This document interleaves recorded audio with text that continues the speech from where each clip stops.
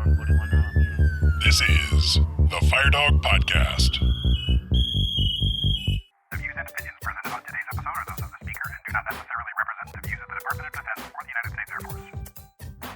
Welcome, my name is Ben Perry, here with Matt Wilson. Thank you for joining us on episode 15 of the Fire Dog Podcast. Our guest today has been a firefighter for over 25 years. He's a British local national, serving at RAF Alconbury in the United Kingdom. He was recently awarded the Fire Chief's Commendation Medal for his actions during an event on August 21st, 2019, performing CPR on his wife. Here with us today to talk about his story is firefighter Bob Smith. How's it going, Bob? Hey, hi there. Yeah, real good, thanks. How are you? Good. Great to have you on. Thank you for joining us. No problem. So can you tell us who you are and where you work? Okay, yeah, I'm firefighter Bob Smith, and I work at the 423rd Civil Engineering Squadron Fire Department. That's part of the 501st Combat Support Wing over in the United Kingdom. What's life like as a firefighter in England? Oh, it's good. Yeah, it's a good number. Yeah, especially with the Ministry of Defence with you guys where I work, helping you guys out on the American military base. Yeah, it's fantastic. Yeah, so tell us what that's like working for the United States Air Force as a local national firefighter. Yeah, I really enjoy it. I've actually been doing it 25 years now. From about a year after leaving school, I joined the British Army, did 10 years in the Army, and I actually got made redundant. And the Army went out of the way to try and find us some other employment. And this job cropped up on the resettlement board. So I applied and passed all the tests, and I've been in ever since, 25 years now. It's really good. Obviously, I really enjoy it. Otherwise, I'd have left. But no, it's great. I like working with the Americans. It's I've never had a crossword with them. We get on really well. You don't have to lie to us, Bob. No, honestly, it's really good. And you don't work with any active duty there, right? It's all kind of either local national British civilians or United States GS employees, right? The actual fire department, it's about 90 strong personnel. The top tiers are American. So he's got the fire chief, and he's got three American deputies, like in charge of various functions like fire prevention, safety, and training. And then we've got another 3 British assistant chiefs in charge of operations, and then of course the deputy fire chief, he's British, and all the rest of the fire departments all British. Yeah, and you guys work kind of unique schedules, right? You work either 42 or 48 hours a week. Is that correct? Yeah, we were all 42 up until 2012 because we were all, like me, MOD. That's Ministry of Defence, which is like your equivalent DOD, right? But in 2012, the management changed the recruitment slightly, and they started this LNDH, which is the Local National Direct Hire Scheme, and that's been running since 2012, and they have to work a 48-hour week. So on the back of that, they changed our working hours to 24 on, 48 off, and that allows us both to work the same patterns at British MOD and LNDH. Bob, you have Air Force fire trucks, right? Yeah, that's right, yeah. And we talked before we recorded, and you also work as a volunteer, right, in the town you live in? Yeah, that's right. Somewhere around where you live? In Cambridgeshire, yeah. Do you see a difference between the trucks? I mean, American manufactured versus, I know that there has to be big differences, but yeah. What do you think about them? I guess the firefighting principles are always the same, but the American stuff's kind of cool. It's bigger. It's always bigger, flashier. Yeah. Mm-hmm. All nice, lots of chrome and all that. But no, for pumping wise, they're really good. They work fine. I'm just as comfortable on either one really. We've got like your P22s, which I guess you're familiar with. We've got your rescue vehicles and your water tankers. Whereas in Cambridgeshire Fire Service, they just use like a Scania type fire engine. But we tend to use a pressure system where everything's like, we have the hose reels that work on high pressure, and that's how we put out most of our fires. We're on a high pressure, whereas I know the American system, it's kind of more on gallonage, water gallonage. But I'm comfortable with both of them. Do you know the reason behind that? Is it, and Ben, you might be able to enlighten me too, being that you're stationed in Europe. Is there a reason? Is it water conservation, or is it just basically the science behind it? Ultra high pressure is more effective in a lot of, in like a room and contents type of fire. I don't really, to be honest. No, I'm not sure what the reasons are for that. Yeah. So I think it's a standardization thing, right? I mean, Americans, it's kind of the 220 versus 110 voltage thing, right? Like we just kind of picked one and went with it. That could be part of it. I don't know that there's really a solid answer that I know of. I'm sure someone out there listening that might be able to shed some light on it. If you do, listener, please email us. Let us know. Yeah. I'm sure you'll get a response to that. Yeah, I'm sure someone out there chomping at the bit. What about integrating with the trucks off the installation? Do you guys have a memorandum of agreement with surrounding communities to bring the Air Force fire trucks and use them? And how do you guys integrate, the connections and stuff? Again, I've been stationed in Europe, so. Yeah, I know what you mean.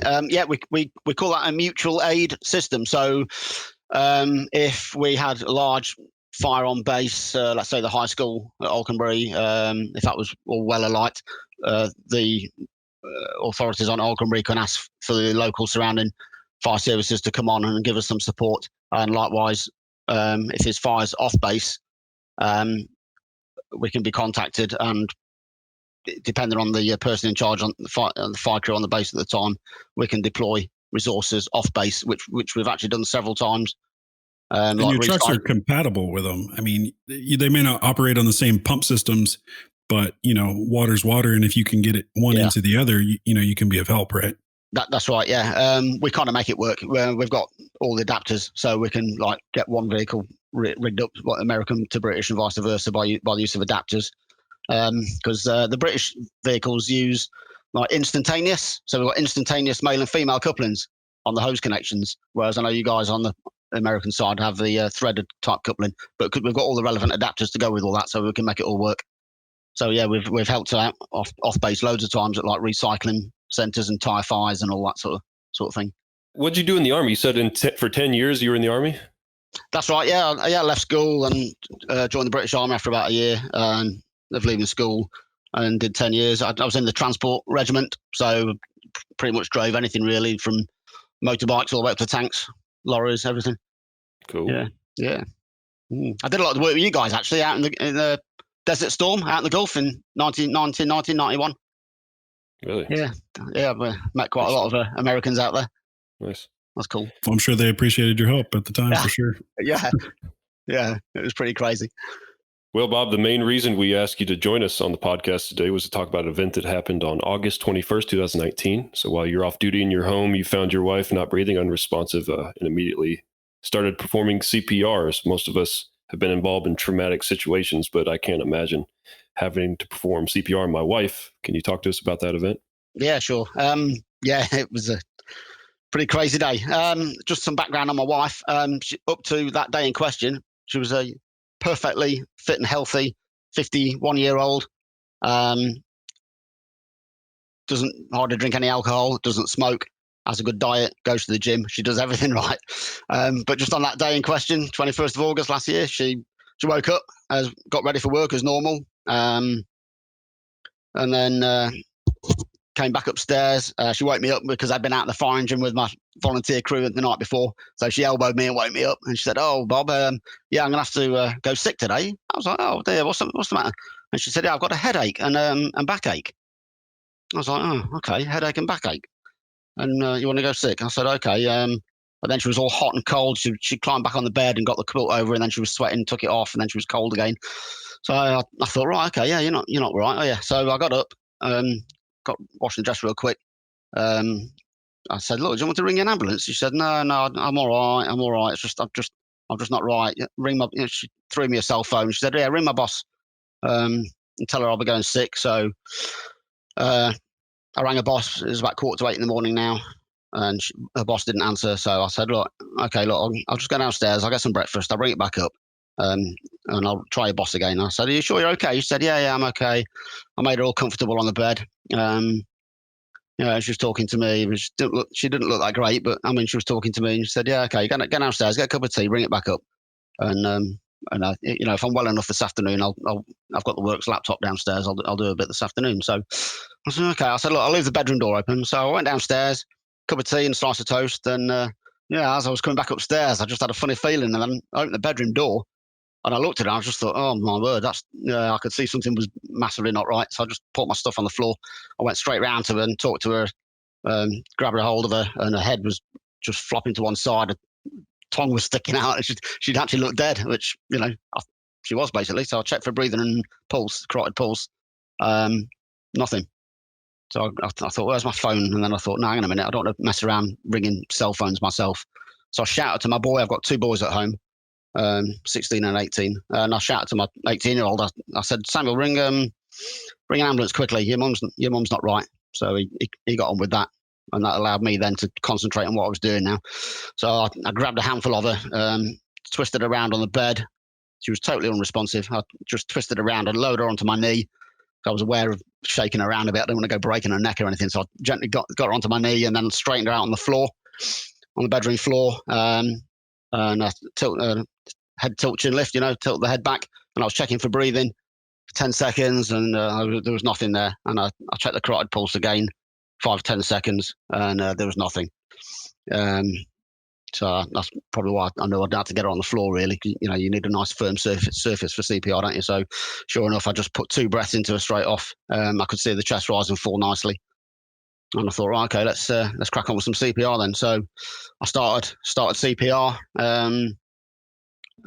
First compression, I think I either cracked a rib or I dislodged the rib, because on the second compression she was spitting blood, and I thought, oh great, okay, like I didn't have enough problems. So anyway, I just carried on doing CPR, and then my boy brought the phone in, and he had it on speakerphone, and it was ambulance control, the local authority downtown ambulance control, and the lady was saying, oh, what's happening? I said, oh, my wife's not well now. I mean, she's not breathing, she's got no pulse. So she said, oh, yeah, you're going to have to do CPR. I said, hey, look, I'm a fireman. I'm already firefighter. I'm already doing CPR. She said, oh, great. That's fantastic. She said, if you don't mind, I'll stay with you and I'll talk you through it. So I was, grateful for her help. I've been an EMT on the base for 20 years, but, I was always appreciate some help. So she started talking me through it. And between us, I just carried on doing the CPR. And that was actually 17 minutes. That was a very long 17 minutes. And the lady on the phone was assuring me and saying, "Oh, I've got all sorts of resources coming to you." Sure enough, 17 minutes later, I heard the first fast response car pull up outside, and the guy came running upstairs. I'd already told my boys to clear the front porchway out and make some space. I knew there'd be a team of people coming in a rush, so we cleared all the front porch. So the guy came running upstairs with his jump bag and his defibrillator. And I could hear him setting up behind me. So I was just concentrating so much on what I was doing. I just said to the lady on the phone, I said, right, your guy's behind me now. He's probably going to get the AED out. I'm just like giving him a memory jogger, but I'm sure he was already doing that. And sure enough, he then told me to move out of the way. And he put the 2 paddles on her, set it to analyse. And sure enough, he said, oh, okay, yeah, we're going to shock, move back. So he put 1 shock in, that worked. And he tested the pulse. He said, yeah, that's great. We said, yeah, we've got the pulse back now. And then he started to manage her airway, because obviously she was all covered in blood by now. Whatever I did, I punctured that first rib with, pressed that rib on something. But he said, don't worry about it. He said, it's nothing really. You got all the airway equipment, like the eye gel and everything. And he put the eye gel in and he got her on the O2. By now, another fast response car turned up with the ambulance right behind it. I heard the helicopter came over the top as well, so they parked just down the road, and we have a doctor on the helicopter, so they all came running in. So it was a right old party in the bedroom by now. Yeah, loads of people. They stabilised her. They gave her some drugs. I'm not sure what they were, but they gave her some drugs to stop the brain from overloading. They got her all straightened out on a stretcher and took her downstairs. Then they made a group decision, mainly led by the doctor, qualified doctor, and they took her down the road to the hospital, where what they do is they put some liquid around the blood system, and it highlights, it's like radioactive, and they can x-ray it and it highlights any problems. And it was a little old artery called the circumflex artery at the back of the heart, which actually feeds the heart itself blood, that got blocked up. And they said it was slightly narrowed for whatever reason, and on that day the little blood clot had just blocked it up, and that was stopping the heart from working. So they within about an hour of being at the hospital, they fitted her with a stent, to open the artery up. And they woke her up that afternoon in the hospital about 4 p.m.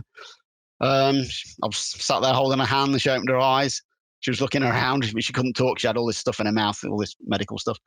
And, I was talking to her, and I didn't want to freak her out too much. And I just said, oh, okay. Yeah, you can remember this morning? I said, you weren't very well. And she nodded her head. I said, right. I said, after a while, we called an ambulance, and you're in hospital now. And she was looking down the room at the nurses and everything.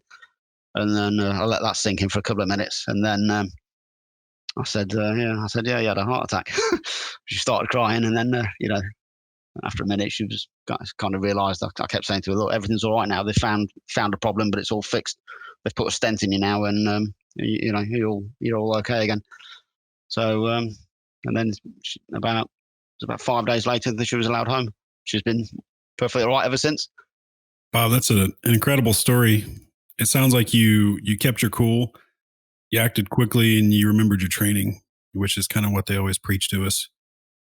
Keep a level head. Yeah. None of us will ever expect to do that on our wife or someone in our own house, I don't think, or at least hope not to.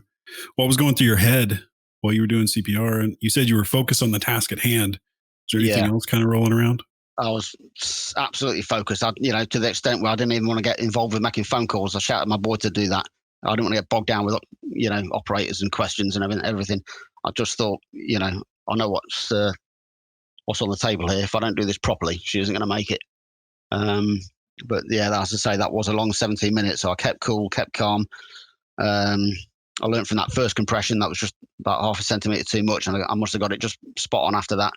And I just thought, I just need to get this absolutely right, because if I don't, not only might she die, but then if I get it half right, I had enough time to think, she might be brain damaged and all this sort of carry on. And, then everybody's like, our lives would all be massively different from that day onwards. So I thought this needs to go perfectly, otherwise we're all in trouble. So, just keep calm, really. I was just, I was grateful for the assistance from the operator on the phone, and obviously when the guys started turning up outside. So this has been, what, eight months or so at this point. You said your wife's healthy, so, thank goodness for that. Yeah. So you've had time to kind of reflect on that moment. And I know you've had a little bit of, they did a PA article on you and it circulated around, and you're talking to us today. So you've had some time to kind of think through the event, reflect back. What kind of key takeaways would you be able to share with the listeners about, that moment, in a moment like that, if anyone was faced with that situation? Yeah, well, I think in the first instance, fully, if you have any training, just think about it. Just stay calm, like we've already said, and then straight away, if they're looking like they're unresponsive, get straight in there and check for the breathing. No breathing, is there a pulse? If there's no breathing and no pulse, you've absolutely got to crack straight on with that CPR straight away. You know what I mean? Don't waste any time thinking it through. If they're not breathing and got no pulse, you need to get on with that. And also probably what you might have heard as the chain of survival. That's, fast recognition of the problem, and then get straight onto 911, 999 in our case over here in the UK. Yeah, get some help on its way and get on with that CPR. And then as soon as you can get an AED on scene, get that AED in use, and then obviously ALS, advanced life support, as soon as you possibly can. Now, was this your first time doing CPR on anybody, or had you done it before? Okay, yeah. So I've been a volunteer just about the same length of time as I have at Alconbury with the MOD, with the Americans. So about 25 years downtown. It's 25 years this month, in fact. So I think that was my wife. I think it was about the 6th or 7th time of doing it, and that was the other thing that was going through my mind, because on all the other occasions it was unsuccessful. But there's other underlying reasons for that, like massive trauma, or the individual was like really old, like nearly 100 or whatever, and because in the fire engine downtown we sometimes get called out to care homes and all that. If the ambulances are really stretched, they might send a fire engine, because you've got a set of people on there that have some training in the oxygen and the AED. So we it's not a case of going through the motions. You try your hardest to save somebody's life, don't you? But perhaps they were already dead for quite a long time, a few hours, whatever. So yeah, none of the other sort of half a dozen times I've done it's ever worked, and that was also playing on my mind. Well, in that long 17 minutes, I was thinking, oh, great, but I had to remember that there was a massive difference between my wife and everybody else, because my wife had been fit and healthy up to that morning, and she was only 51, years old. So, and I know she's got good diet and doesn't smoke or anything like that. So she had everything going for her, which I think is why when it was rang in, the local authority ambulance service threw everything at us. We've got the helicopter and everything, and they thought, yeah, this is quite a savable life. And in the end, sure enough, it worked out great. So a helicopter, you must live in a rural area? Cambridgeshire, yeah, quite rural-ish. Yeah. Yes. 17 minutes of CPR in a helicopter tells me that you're probably far away from definitive care, or far enough away till they got to send a helicopter. Well, we have hospitals relatively close. I mean, there's one about 10 miles away. For some reason, they didn't take her to that one. The one they chose to take her to was about sort of half an hour's drive on blue lights. But that's what the doctor's paid for. He knows everything that's in the hospital. I guess probably a cardiac care unit there. Exactly. Yeah, they had better stuff in that hospital to deal with her, and sure enough, in the end, that worked out fine. But I mean, she went in the box body ambulance. Didn't actually use the helicopter in the end to transport her. Okay. But we were grateful for the doctor and his team to turn up and offer their advice and support. Yeah, it's an awesome resource. Have a doctor come to your house, in an emergency. And of course he's got all his meds with him as well, that maybe the ambulance didn't have. Possibly, I'm not sure. But So 17 minutes, and I know for those of us who have performed CPR, or even been in a traumatic experience, and your adrenaline's going. Did you find yourself fatigued at any point? Surprisingly not. Yeah. They always say, don't you, CPR is hard work, but I didn't even break sweat. I remember now, I was just focused so much on it. I was just concentrating on getting it right. I felt like I could have probably kept going all day. Whether I could or not, I don't know. But I mean, Ben was asking a minute ago, all the things to remember, and I said about keeping calm and the chain of survival. But another takeaway is just keep on those rapid, regular, and deep compressions. You've really got to make that heart work. You're basically acting for the heart, aren't you, by getting it pumping that blood around. And you don't overly worry about the breaths. Talking to other ambulance technicians since, the compressions are more important than the breaths. But I was glad I put those two in straight off before she started spitting blood or anything. But and the other thing was, don't worry about breaking the ribs. All the doctors just smiled at the hospital when I said, "Oh, I think I broke a rib." They just smiled because there's such a fine line between not doing it right, doing it exactly perfect, and then damaging a rib. And they'd rather have you damage a rib than not do it. Not go that extra centimetre and get it right, because then the person will either die or get brain damage. So doctors were all pleased with me that that I was doing it properly. Is the protocol there 30-2? Yes. Yeah, it is. Yeah. So did you did 32, or did you continue just compressions? I just started with I just continued with the compressions, and that's another interesting point, Matt, because like I say, something went wrong on that first compression, and I ruptured some sort of blood vessel. And after 2 minutes, I was thinking, right, so just a minute, am I going to put another 2 breaths in here? Because the mouth's full of blood. And what I was conscious of was I don't want to force any blood into her lungs.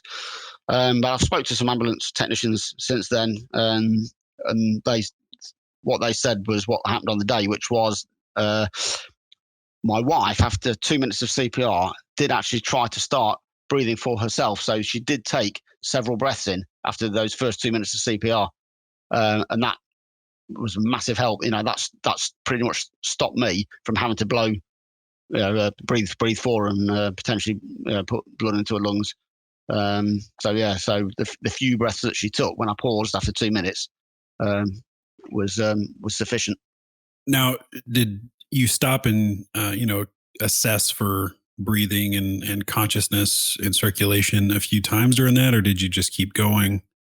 About every 2 minutes on the advice on the phone as well, and that gave my wife a chance to sort of take a few breaths. She kind of gasped 5 seconds, another one, 10 seconds, another one, 15 seconds, another one, and then operator said, "Yeah, let's start CPR again." So she was getting some air into her, some oxygen into her, which was a massive help. Yeah, but she was still unconscious throughout the whole event. Oh yeah. Oh crikey, yeah. Oh, she was grey. Her skin colour was just grey. Yeah. Well, Bob, in the article that we read, we saw that you were awarded the Fire Chief's Commendation Medal. Talk to us a little bit about that. Yeah, that's right. Yeah, there was a nice little ceremony at work. All the bosses turned up, and the MOD fire bosses as well turned up. And yeah, I got the Fire Brigade Fire Service Lifesavers Medal and commendation from my fire chief. So yeah, that was a great day. I got my wife on the base, so everyone could prove that I'd done it okay. And yeah, she was all there. We had a nice old day. We all had lunch and had a laugh and talk about it all. And it was really good day. Put some good closure on it, really. Man, it's just been great to hear your side of the story, and we obviously thankful that your wife came out a positive outcome on the situation. While you have this captive audience here, anything you'd like to share before we finish up today? Well, as far as CPR, it's what we've already covered. Get straight in, check breathing, pulse. If there's nothing, get straight on. Don't be afraid of doing any more damage, because if you don't get on with it, they're going to die anyway. And in the bigger fire service picture, I just like to say thanks to you guys very much for employing me for 25 years. I hope I'll be there till I retire. It's actually a brilliant job. I love being a firefighter, and I'm sure you two do as well, and all your listeners. It's just great. It's just lovely working on the base. Everyone's really friendly. We all get on. My advice would be to you guys, because you're all probably a bit younger than me, just enjoy life, because you never know when it's going to end. Yeah, that's great advice. And we don't employ you. We're right there next to you, man. We're employees too, so we're peers. You know what I mean? So we're in it together. Yeah, that's right. Well, it was great having you on, Bob. Thanks for sharing your story. Thanks. Yeah, no problem. Yeah, please. Hope somebody might learn from it or take something away. And you never know.